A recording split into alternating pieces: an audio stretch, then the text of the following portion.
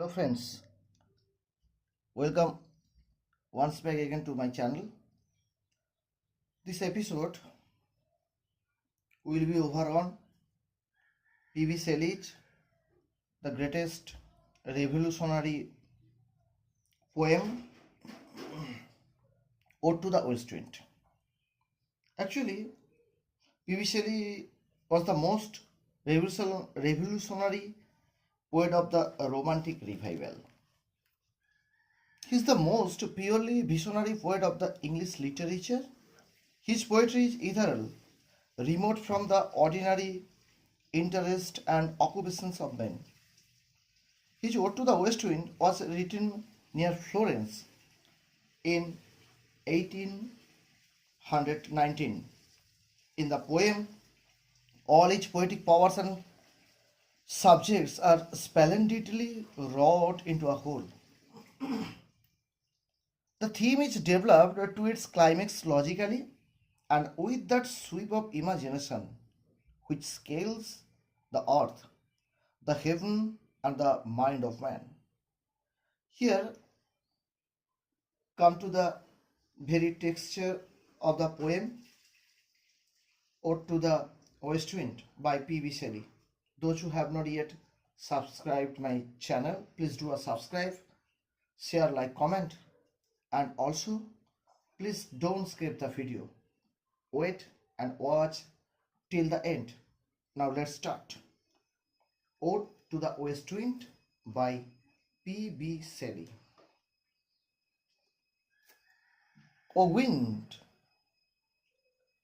O wild west wind, thou breath of autumn's being, thou from whose unseen presence the leaves dead are driven like ghosts from an enchanter fleeing. Yellow and black and pale and hectic red, pestilence tickle multitudes. O thou who chariost to their dark wintry weight, the winged seeds, where they lie cold and low, each like a corpse within its grave, until thine azure sisters of the spring shall blow her clarion over the dreaming earth, and fill driving sweet birds of like the flock to feed in air, with living hues and odors plain and hill, while spirit which art moving everywhere, destroyer and preserver, here, oh here. So come to the very text and annotations of the line first. First, west wind, each person here, the west wind. First word, the west wind. Here the west wind is personified as a living spirit of the tameless energy. Then here the unseen presence. Here the unseen presence refers to the wind is invisible, অর্থাৎ বাতাস যে অদৃশ্য সেটা বোঝানো হয়ে গেছে। তারপরে দেখাচ্ছে the dread weather driven swift away. Dread weather driving the swift away. Ghost, এখানে ঘোস্ট মানে এখানে ভূতের কথা, কেমন করে বাতাসগুলো সরে যায়, জাস্ট ভূতের মতো বলা হয়েছে। জাস্ট এনচেন্টার শব্দটার, এই এনচেন্টার শব্দটার অর্থ ম্যাজিশিয়ান। ফার্স্ট অর্থ বলে দিয়েছি, তারপরে ফুল মিনিং বলছি। তারপরে দেওয়া আছে ফ্লিং, মানে তাড়িয়ে দেওয়া বা পালিয়ে যাওয়া। তারপরে দেওয়া আছে হেকটিক রেট। হেকটিক রেড শব্দটার অর্থ হচ্ছে, হেকটিক মানে শব্দটা হচ্ছে গাঢ়, রেড শব্দটা হচ্ছে লাল, তাহলে গাঢ় লাল। তারপরে বলা হয়েছে পেস্টিল্যান্স। পেস্টিল্যান্স শব্দটা হচ্ছে যে কোনো মারণ রোগকে বলে, যে কোনো মারণ রোগকে বলে পেস্টিল্যান্স। তারপরে আমরা যদি চলে যাই এই যে চ্যারিটেস্ট মানে রথের চাকায় বা কোনো কিছু জানে বইয়ে নিয়ে যাওয়া। এই যে উইন্ড রিবেট, শীতের বিছানাকে বোঝানো হয়েছে। এই যে উইন্ড সিডস, ডানা লাগানো বীজকে বলানো হয়েছে। তারপরে এই যে কর্পস মানে মৃতদেহ, ডেড বডিকে যাকে বলা হয়। তারপরে অ্যাজিওর শব্দটা আছে, অ্যাজিওর শব্দটা অর্থ হচ্ছে একেবারে আকাশের ন্যায়, যেটা একদম নীল রং বোঝানো হয়েছে। এই যে ক্ল্যারিয়ন শব্দটা, এটার মানে বাঁশি বা ট্রাম্পেট বা সিঙ্গার যাকে বলে না কেন। তারপরে এটা বলেছে ফ্লক্স। হ্যাঁ, ফ্লক্স শব্দটা হচ্ছে মেষের যে পালকে বোঝানো হয়। হিউজ বলা হয়েছে, হিউজ মানে কালার্স বা রং। তারপরে হচ্ছে ওডার্স মানে গন্ধ বা ফ্র্যাগ্রেন্সেস যাকে বলা হয়। এই যে তারপরে বলা হয়েছে যে destroyer and preserver. Destroyer preserver বলছে পশ্চিমবায়ু যেমন মরা পাতাদের নষ্ট করে, তেমন বীজগুলিকে বয়ে নিয়ে গিয়ে মাটির তলায় যে সংরক্ষণ করে, যা পরে বসন্ত এলে নতুন চারাগাছ জন্মায়। অর্থাৎ এই যে প্রথম যে স্ট্যান্ডাটার অর্থ বলা হলো, মিনিং বলা হলো, তার সম্পূর্ণ মিনিং যদি বাংলায় বলা যায়, পুরো অর্থটা যদি পুরো বলা যায়, তাহলে এইরকমই বলা যাবে, কবি পশ্চিমা বাতাসকে এখানে, পশ্চিমা বাতাসের যে আগমন তাকে কিন্তু বর্ণনা করছেন। পশ্চিমা বায়ু বা পশ্চিমা বাতাস যেমন হেমন্তের সূচনা করে, গাছগুলো থেকে শুকনো পাতা খসে পড়ে, যেমন করে একটা জাদুঘর তার মন্ত্র প্রভাবে অশরী আত্মা যেমন করে দূরে পালিয়ে যায়, সেইরূপ গাছগুলোর পাতা অলক্ষ্য করে গাছ থেকে যেমন খসে পড়ে পশ্চিম বায়ুর প্রভাবে ভেসে চলে গেল। ওদের দেখতে না পেয়ে মনে হয় যে আত্মার মতোই, দেখতে পাওয়া যায় না কিন্তু আত্মার মতো অনুভব করা যায়। কবি একটা একটি বাস্তবকে আলোরূপ দেখতে চেয়েছেন। যেমন করে এই যে বলেছে, হেমন্তের পাতাগুলি হলুদ, কালো, পাংশু যে রক্তবর্ণ গ্রহণ করে, যেন মনে হয় যে ওরা যে কোনো একটা মারিগ্রস্ত হয়ে পড়েছে। পশ্চিমা বায়ু এসে ওদের উড়িয়ে নিয়ে গিয়ে মাটির নিচে কবর দেয়। ওদের সঙ্গে বীজও যে ডানা লাগানো বীজও যে উড়ে চলে যায়, সেই বীজগুলি কবরে বিবর্ণ পাতাগুলির সঙ্গে সমস্ত শীতকাল ধরে নির্জীব হয়ে পড়ে থাকে। তারপরে যখন বসন্ত আসে, বসন্তের পশ্চিমা বাতাস তাদের গভীর নিদ্রা হতে যখন জেগে তোলে, যেমন করে শেষ বিচারের দিন মৃত আত্মাকে আহ্বান করা হয়, সেরূপ বসন্তের বাতাসও বীজগুলিকে আহ্বান জানায়। মেষপালক যেমন খোয়ার হতে মেষকে বা মেষগুলোকে চারণভূমিতে নিয়ে যায়, সেইরূপ পশ্চিমা বসন্ত বাতাস বীজগুলিকে আবার বাতাসে উড়িয়ে দিয়ে যায়। এর অর্থ হলো বসন্ত সমাগমে বীজ অঙ্কুরিত হয়, গাছপালা নতুন কুঁড়ির যে আগমন দেখা যায়। আবার বসন্ত নতুন জীবনের বর্ণ সমারোহ দেখা যায়, গন্ধে প্রান্তর আমোদিত হয়। কবি এখানে পশ্চিম বায়ুর সৃষ্টি শক্তিকে বলেছেন। পশ্চিম বায়ু তাহলে ঝঞ্ঝাবাত্তার বীজগুলিকে যেমন করে উড়ে নিয়ে যায়, সেই মৃত জীবের মতোই মাটির নিচে কবরে চেপে রাখে।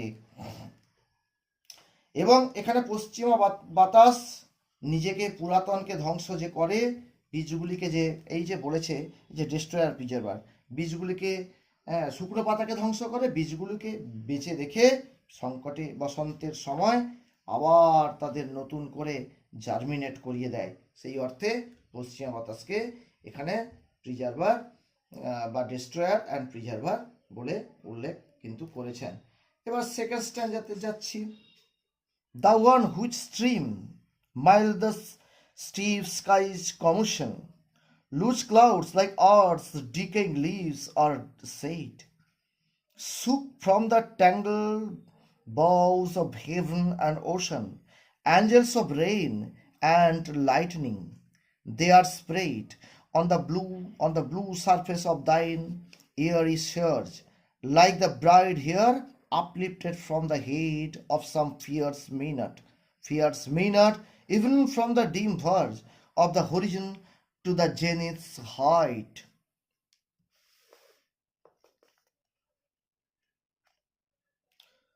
The logs of the approaching storm, thou dirge of dying year, to which this closing night will be the dome of a vast sculpture, vaulted with all thy congregated might of vapors from which solid atmosphere, black rain and fire and hail will burst to here. এখানে দ্বিতীয় স্ট্যাঞ্জাতে যদি আমরা চলে আসি, দ্বিতীয় স্ট্যাঞ্জাতে কবি কি বলতে চাইছেন। এবারে স্ট্রিম এখানে বোঝানো হয়েছে, এখানে স্ট্রিম শব্দটার অর্থ হচ্ছে যে কোনো স্রোত, পশ্চিম বায়ু, নদীর গতির সঙ্গে, নদীর স্রোতের সঙ্গে পশ্চিম বায়ুকে এখানে তুলনা করা হয়েছে। এখানে বলেছে এই যে mid the step sky commotion, এখানে বলা হয়েছে পশ্চিম বায়ু যে প্রবল কম্পন সৃষ্টি করে, পশ্চিম বায়ু এসে যে প্রবল কম্পন সৃষ্টি করে সেটাকে কিন্তু বলা হয়েছে। এই যে লুজ ক্লাউডস ক্লাউডলেটকে বলে, ছোট ছোট খণ্ড খণ্ড মেঘের টুকরোকে বলে। তারপরে আমরা যদি চলে যাচ্ছি এই যে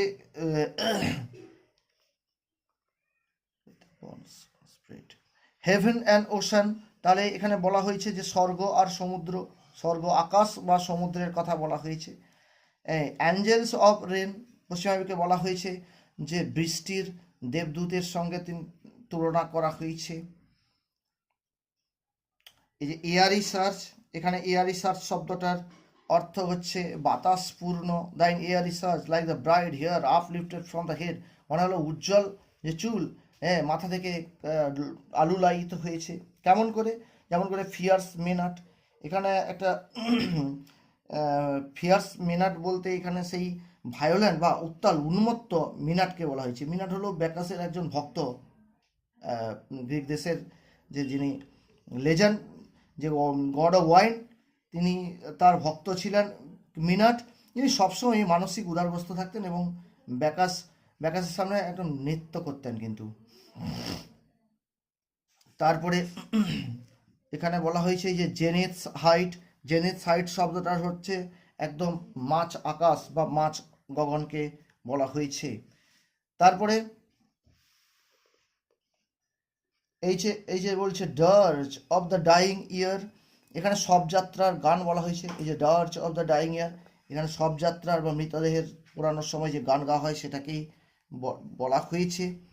তারপরে বলেছে এই যে স্কাল্পচারার শব্দটার অর্থ হচ্ছে সমাধি বা টোমকে বলা হয়েছে। এই যে তারপরে বলেছে কনগ্রিয়েটেড, যেটাকে শব্দটার অর্থ হচ্ছে কালেক্টেড, জড়ো করা। তারপরে হেল মানে শিলাবৃষ্টি, অর্থাৎ দ্বিতীয় স্ট্যাঞ্জায় এইরকম বাংলা যদি আমরা বলতে পারি, বাংলা এইভাবেই হবে। সম্পূর্ণ দ্বিতীয় স্ট্যাঞ্জারের বাংলা সাজালে বা বিশ্লেষণ করলে বাংলা এভাবেই হয়। কবি এখানে পশ্চিম বাতাসকে এক নদীর সঙ্গে তুলনা করেছেন। পশ্চিম বায়ু আকাশপথে যেমন করে স্খলিত মেঘগুলোকে শুষ্কপত্রের মতো এদিক ওদিক উড়িয়ে নিয়ে চলে যায়, আকাশ এবং সমুদ্রকে কবি গাছের সঙ্গে তুলনা করেছেন। শুষ্কপত্র যেমন গাছ থেকে নদীতে খসে প্রবাহে ভেসে যায়, সেরূপ বায়ুর বেগে মেঘখণ্ডগুলো বাতাসের প্রভাবে ভেসে যায়। মেঘগুলো বৃষ্টি এবং বজ্রের অগ্রদূত, ওরা ওদের আগমনকে সূচনা করে। সারা আকাশ নীল আবহাপূর্ণ দিকচক্রের নিম্নতম হতে উচ্চতর শিখরে মেঘদল ছড়াইয়া যায়। ওদের দেখে সুরা এবং উচ্ছল আনন্দের দেবতা আকাশে যেন উগ্র সেবিকা বলে মনে হচ্ছে, যার কুঞ্চিত দীর্ঘ তরঙ্গায়িত মেঘদলকে উচ্ছৃঙ্খল প্রমোদে মত্তা কোনো এক সেবিকার আলুলায়িত চুল বলেই মনে হলো। পশ্চিমা বায়ু যেন বিলাপের মতো, পশ্চিমা বায়ু হচ্ছে যেন বিলাপের মতো, তার গান শুনে মনে হয় সে যেন বছরের কোনো শোকগাথা গাইছে। ধোঁয়া সঞ্চিত হয়ে প্রবল ঘন গাঢ় মেঘের প্রাচীরে গড়ে সেই বছরের সমাধি যেন রচনা করছে, কবর যেন রচনা করছে। সেই গুফার চূড়া আর শিলাবৃষ্টির সেই মেঘদল হতে দেখা দিবে এক স্টাফোর্ড। এখানে সমালোচক স্টাফোর্ড বলেন, কবি যা কল্পনা করেছেন আকাশে যে ঝটিকা শুরুতে বা ঝঞ্ঝা শুরুতে তা দেখতে পাওয়া যায়। এইগুলি আকাশ, এই মেঘগুলো কেমন না আকাশ বৃক্ষের পাতার মতো, যে পাতাগুলি বাতাসে বেগে আন্দোলিত হয়। সেই কবি সেলি একবার ঝটিকার সমারোহে মুগ্ধ হয়ে এই ছবিখানি কিন্তু পরিবর্তন করে তাকে এই যে উৎকৃষ্টতর রূপ দিতে চেয়েছিলেন।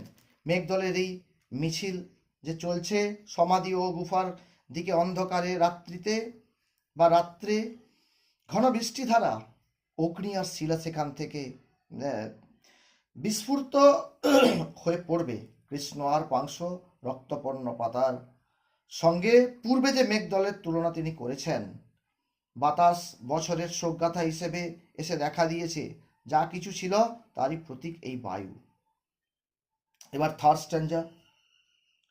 Thou who didst awaken from his summer dreams the blue Mediterranean, where he lay, lulled by the coil of the crystalline streams, beside a pumice isle, the Bays Bay, and saw in sleep's old palaces and towers, quivering within the waves' intenser day, all overgrown with azure moss and flowers, so sweet the saints faint picturing them.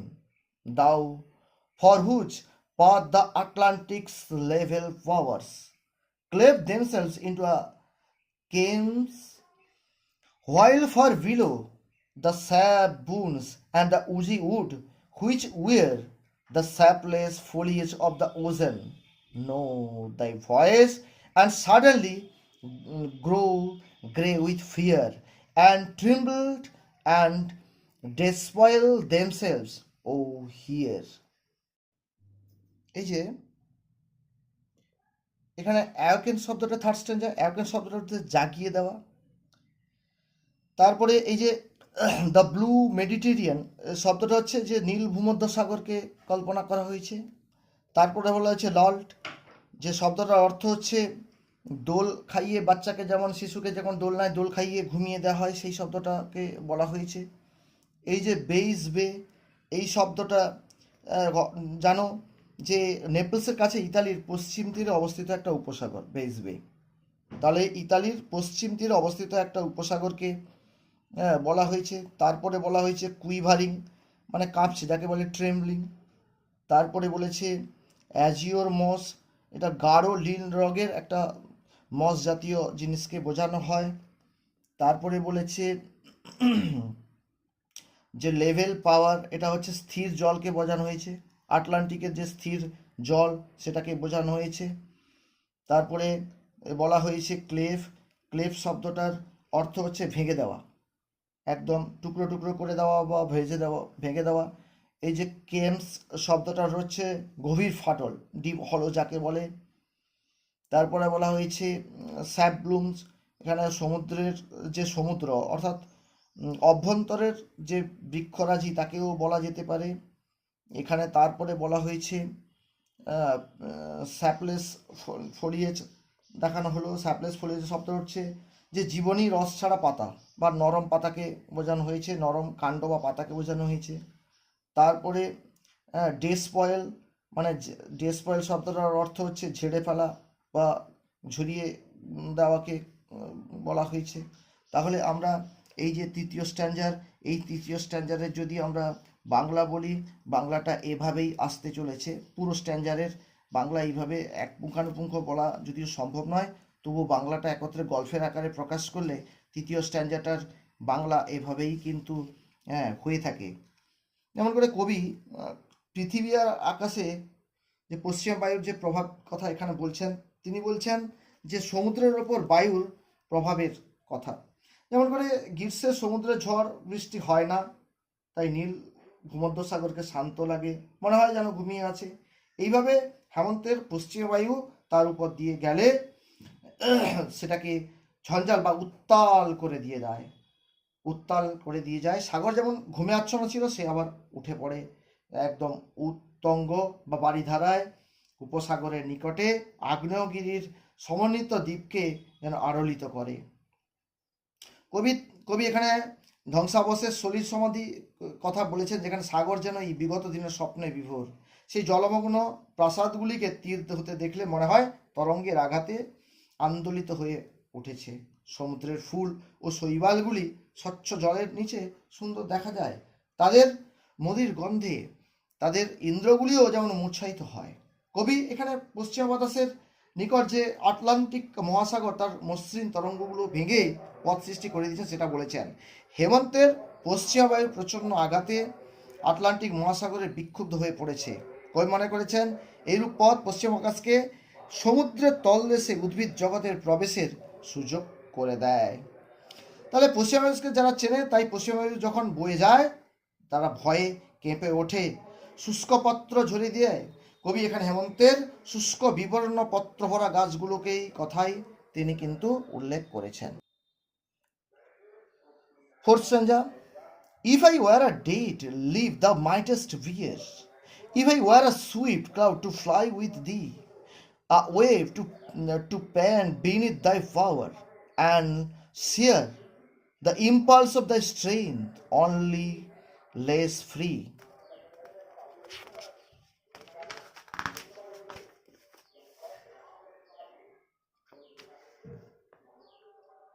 Than thou, O uncontrollable, if even I were as my boyhood, and could be the comrade of thy wanderings over heaven, as then, when to outstrip thy sky's speed scarce seemed a vision, I would never have striven, as thus with thee in a prayer in my sore need.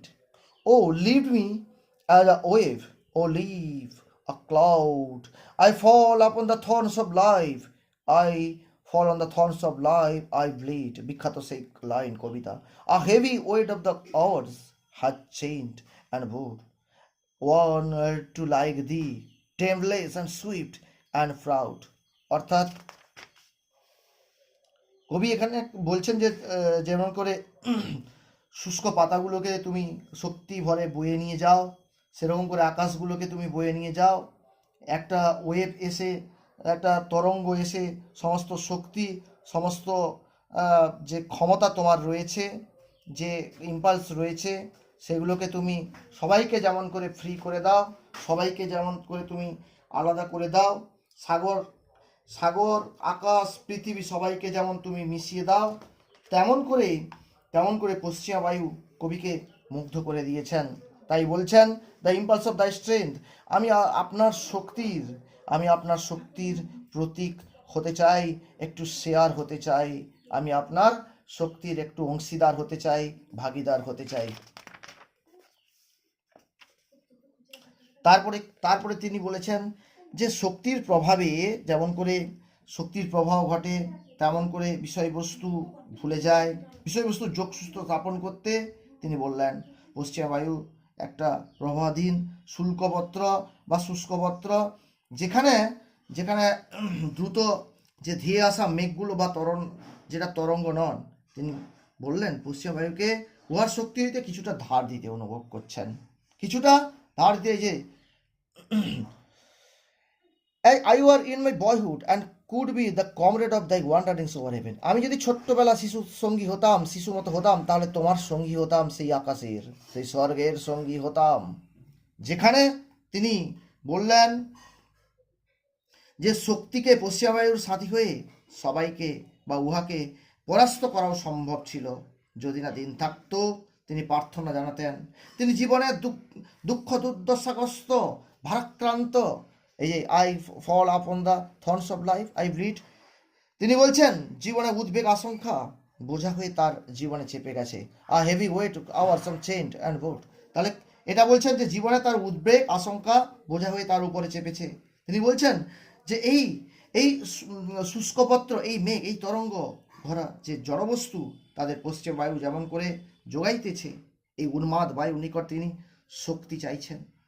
জীবনে দুঃখ দুর্দশা তাকে যেমন ক্ষত বিক্ষত করেছে, তেমনি তিনি পশ্চিমবঙ্গের মতোই গর্বিত অজেয় হয়ে জন্মগ্রহণ করেছেন। কোনো বাধাই তিনি মানতে আর চান না, তিনি কোনো বাধাই আর মানতে চান না। 1 2 লাইক দি আপনার মতো আমি হতে চাই, টেমলেস সুইফট অ্যান্ড প্রাউড। কোনো বাধাই আমি মানব না। সমাজ ব্যবস্থার বিরুদ্ধে বিদ্রোহী এখানে তার দুর্দশার কারণ হয়ে দাঁড়িয়েছিল, এখানে তিনি সেটা বলেছেন। 5 নম্বর শেষ চঞ্চা, মেক মি দাই liar and even as the forest is, what if my leaves are falling like its own? The tumult of thy mighty harmonies will take from both a deep autumnal tone. Sweet though in sadness, be thou spirit fierce. My spirit, be thou me, impetuous one. Drive my dead thoughts over the universe like withered leaves to quicken a new birth, and by the incarnations of thy words scatter as from an undistinguished hearth ashes and sparks my words among mankind. Be thou my leaves to unawaken earth, the trumpet of a prophecy, the trumpet of a prophecy, O wind, if winter comes can spring be far behind. পৃথিবীর অন্যতম বিখ্যাত line. অর্থাৎ তিনি এখানে বলছেন, শেষ চরণে কবিতার যে শেষ পংক্তি রয়েছে, তিনি কথা বলছেন যে তিনি নিজেকে অরণ্যের সহিত, নিজেকে জঙ্গলের সহিত তিনি তুলনা করলেন। শুষ্কপত্র যেমন তার চিন্তাধারা শুকিয়ে যায়, তারও তারুণ্যের শক্তি বা অনুপ্রেরণা নেই। কিন্তু কবি হেমন্তের অরণ্য যদি পশ্চিমা বায়ুর প্রভাব অনুভব করতে পারে, তাহলেও তিনি কেন পারবেন না? এই অশান্ত উন্মাদ বায়ু তা হেমন্তকাল আর কবির এই দুঃখের স্পর্শে কিছুটা সংযত হবে, আর এর ফলে পশ্চিম বায়ুর গানের যে উচ্ছৃঙ্খলতা কমে যাবে এবং তারও মধুর হয়ে উঠবে। তাহার সত্তার সহিত কবি পশ্চিম বায়ুর সত্তাকে মিশিয়ে দিতে চান, যাতে তিনি অশান্ত আত্মার অধিকারী হন। উহারই তার কামনা। কবি তার নিজের সহিত, তার নিজের সঙ্গে যে প্রকৃতির শক্তির মিলন চেয়েছেন, এখানে তা বলা যাচ্ছে।